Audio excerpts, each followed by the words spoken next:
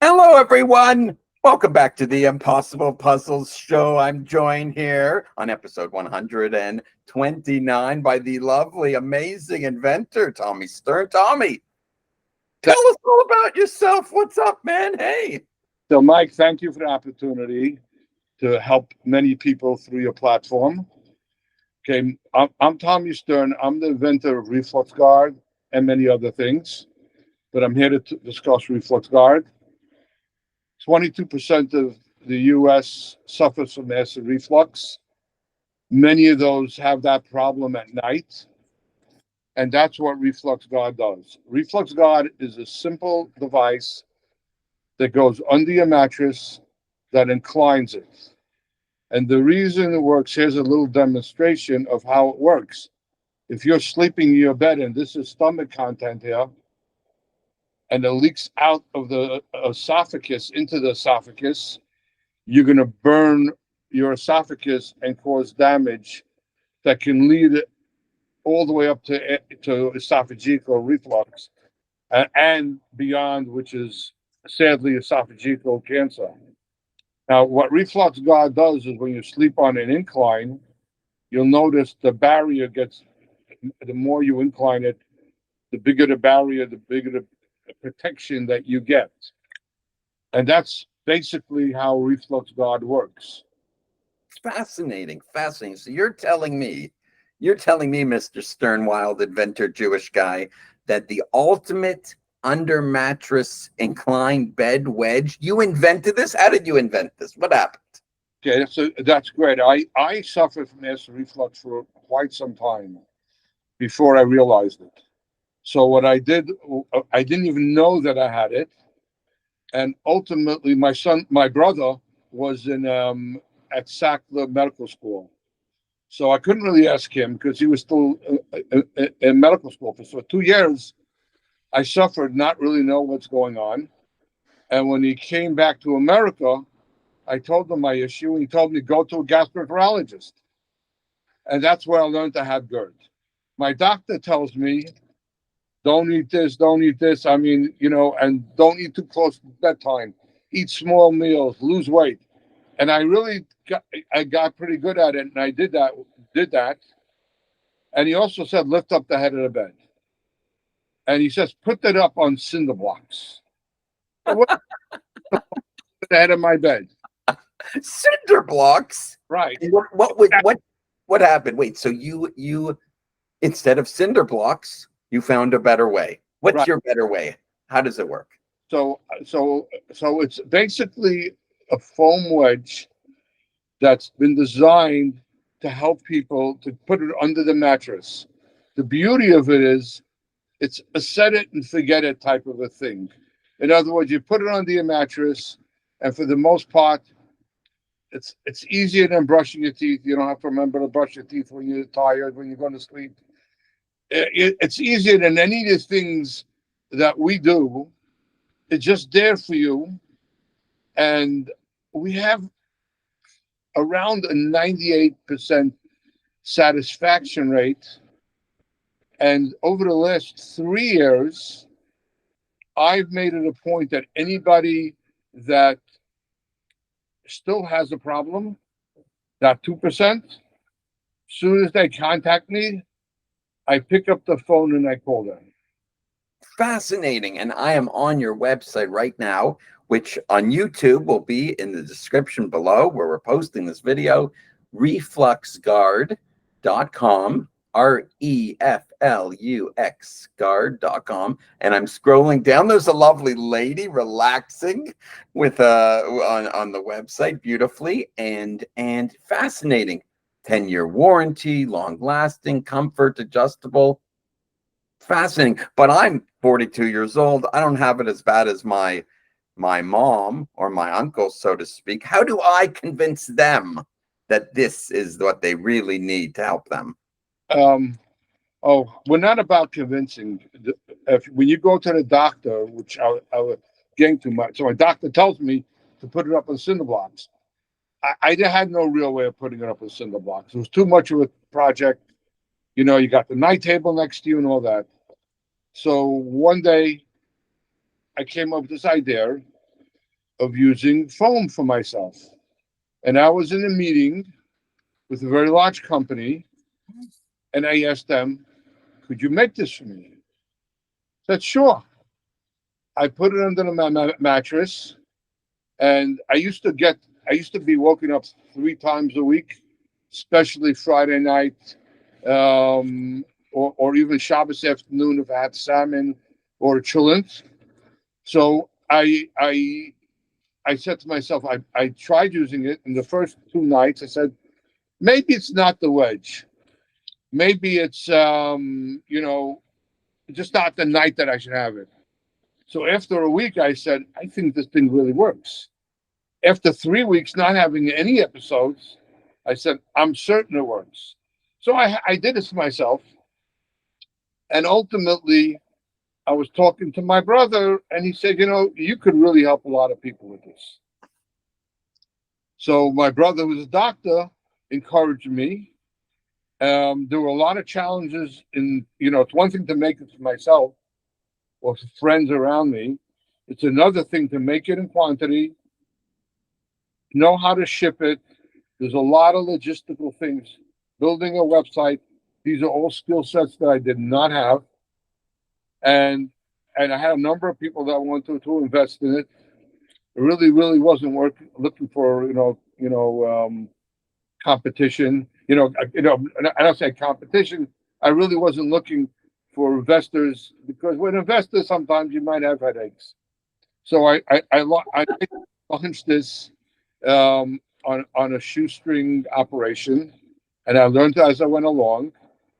And since I've been calling our customers up, they tell me what they're dealing with. I ask them what they're dealing with. I ask them what the issue is, and then I help them tweak the product. Since I've been doing that, I think maybe in the last 2 years, maybe 3 people I just could not satisfy. So this you have here, Tommy, you have an incredible product. And what's fascinating is now we get to meet the inventor behind the product. But I heard you are also giving back a bit. You're engaged in mentorship, helping people with marketing, or even harder with IP, intellectual property. What inspired you to give so much back to the Jewish community, to the people around you, the younger people? They need guidance. Okay, this is a fascinating story.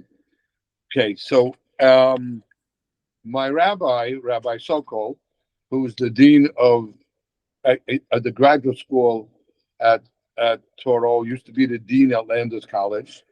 He says, as a Jew, we need to get close to Hashem. And he explained that getting close to Hashem is emulating his midos. And every breath we take and everything that we do is chesed from Hashem. And I wanted to get close to Hashem.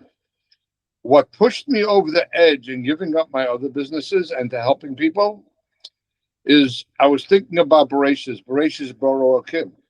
Hashem created the world. Now, I'm not comparing myself to Hashem. No way, no way. Uh-oh, red alert. But what I said to myself was, Hashem is a creator. An inventor is a creator. And I said, that's now what I'm going to start doing. And I already had invented other things, but I never gave everything up to do only inventing. So recently, I was a judge at CIJE, and I hope to be more involved with them in helping their kids. That 1,000 kids at that the function that they set up that I invented. I judged 18 projects. Whenever somebody has an issue at TJE, they send them over to me, the Jewish entrepreneurs. They send them over to me. The first thing I do is I help them vet the efficacy of the product. I let them know what work and kind of investment they'll need. Just to give them an overall view, if they're ready to make that kind of commitment. And then at that point, whatever I know, and I try to do it in a way where they're not going to be blowing a lot of money. Oh, let's open this exciting and somewhat controversial topic. Are in your experiences, are there fellow inventors or people exploring a new product or thinking about manufacturing something?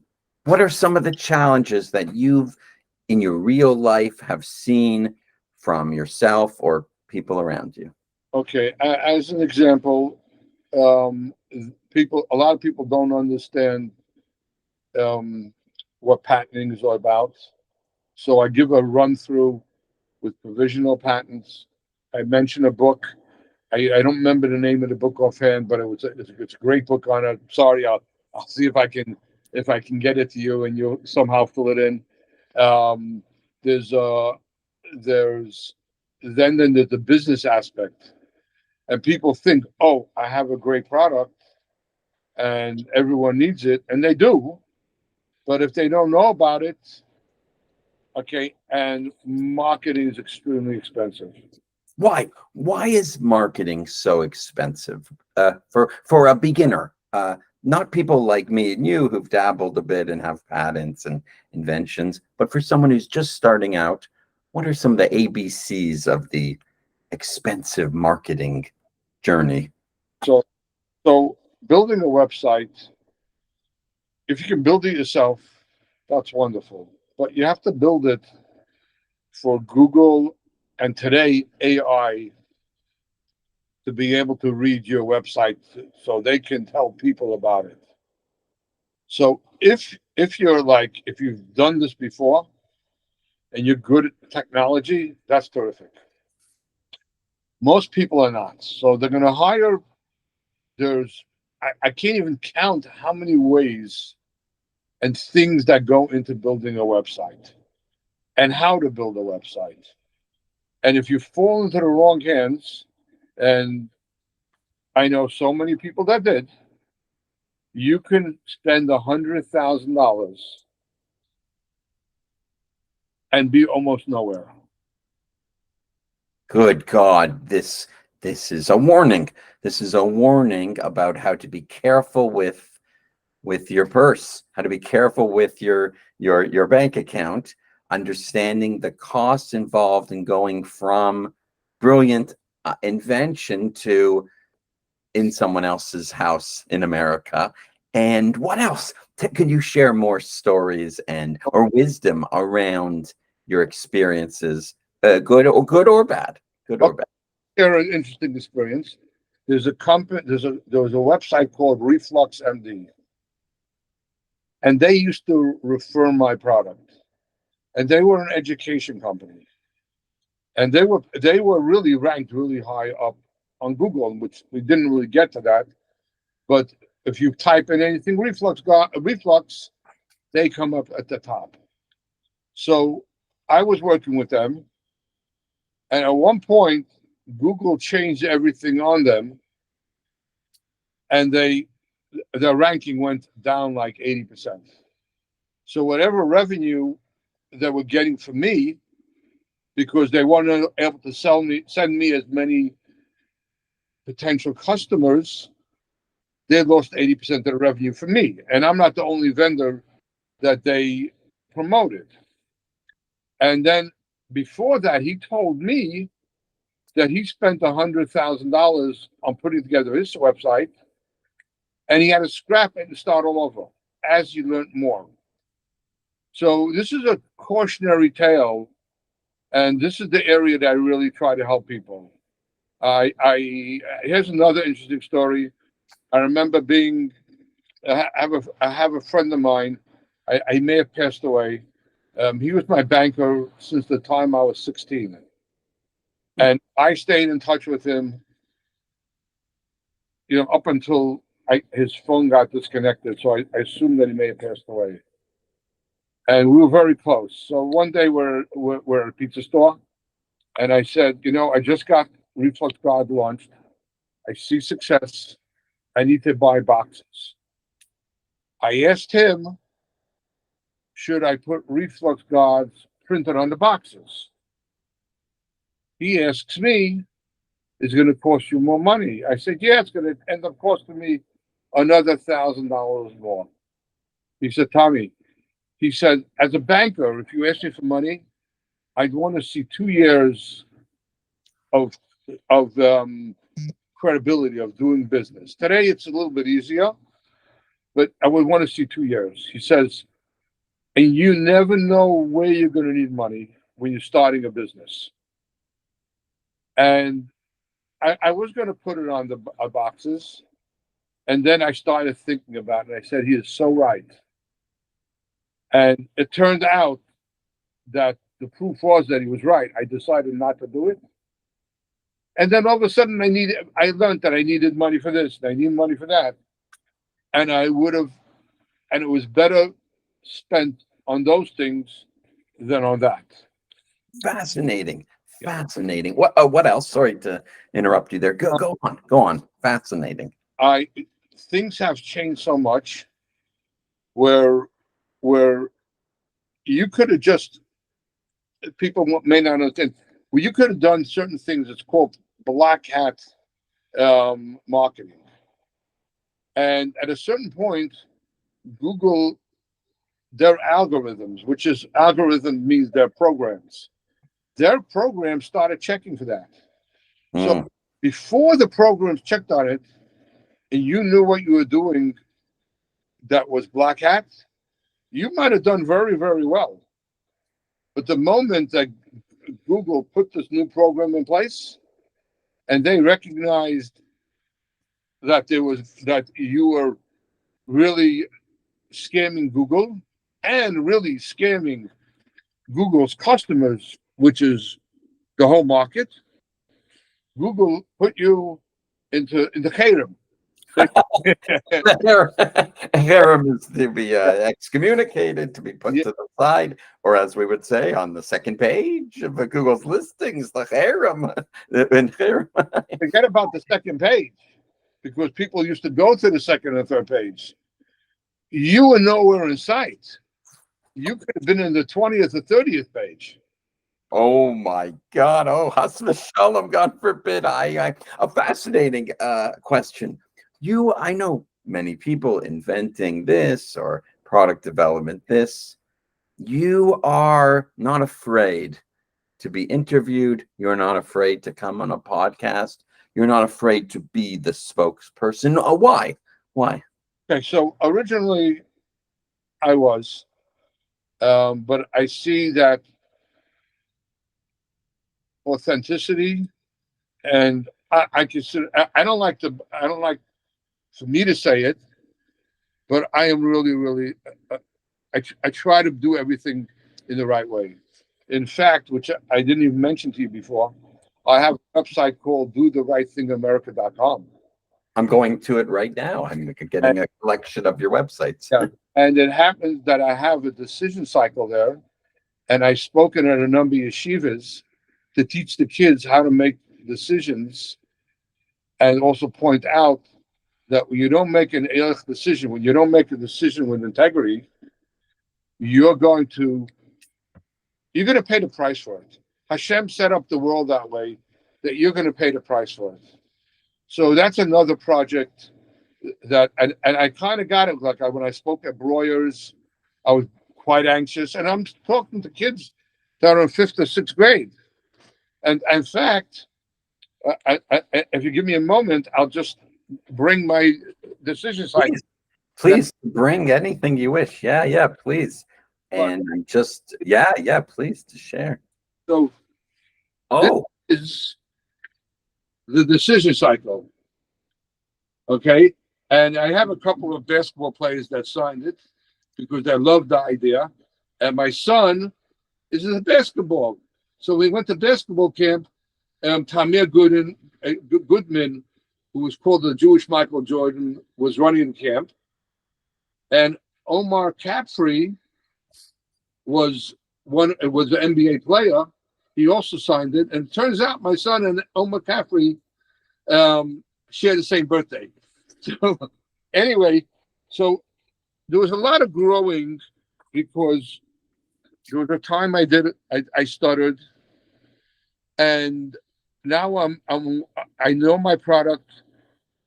My heart breaks every time I hear a Jewish person having um, esophageal cancer. Um, Sadly, many of them were friends. Some of them, passed away. This is this is a product that can, protect people from that, and it breaks my heart when they learn too late that I could have helped them or the product could have helped them, and there's really just no reason for being woken up in the middle of the night, being tired in the morning, being in pain, having all kind of issues. And I didn't mention this to you before either. Um, we did a survey of our customers who would want to go to a hotel that offers reflux guards. 86% said yes in the affirmative. Most of them were willing to pay extra money at night. When I went to Israel, I put one in a backpack and took it with me. I was doing so well. I tested something because I knew to schlep it around wasn't the most fun. So I took the reflux guard out from under my bed. By the second night, I was sick again. I said, "There's no way I can go to my niece's wedding without a reflux guard." So I took it with me. It was funny because my son was wearing the backpack and he was only like 7 years old. This And, is fascinating. and it Both. was bigger than and it was bigger than him. Um, anyway, so this is the type of thing that really really helps people. I get phone. I had one customer call me. He did give me a beautiful testimonial. Not going to mention his name because he calls me up and said, "Tommy, thank you so much for developing the reflux guard." And he bought a few because he has multiple homes. He's asked me if I needed money because he'd like to be an investor. And I said no. And he said, if you ever do, just give me a call. But this is fascinating, Tommy, and what Tommy's sharing to those who are listening. And here I am looking on my other computer at dotherightThingamerica.com. You are learning the secret of if you make sure that everything you do is really good and honest over time, the long run, it will always pay off to the point that someone calls you and wants to either invest or be deeply interested and involved. Fascinating. Yeah. What else we can always do this again, but in Yeah. the last 2 minutes I have you here before we both return to our crazy busy lives, what wisdom can you share for those right now who are So this your younger self, to your younger self? okay, great question. So here's a great one. We have a patented part of reflux guard we call a sleeve. How did that come about? A couple customers wanted to know when it was going to be delivered because they were buying a new bed, and they didn't want to go through the hassle of putting it under their mattress. It's not a big deal if you have two people. It's really easy. Some people can do it. One person, some people can do it. And I started to think about it, and I said, I don't take it off and put it on often, except when you need to clean it. So I came up with an idea for a sleeve. It's a cover that goes on each side of the wedge, and you just tuck it in under the mattress and under the wedge. And every 6 months or every year, when you see it gets dirty, you can just pull it off, throw it in a washing machine, put it back on both sides, and you didn't take the mattress off, you didn't take the wedge off, you didn't take the cover off.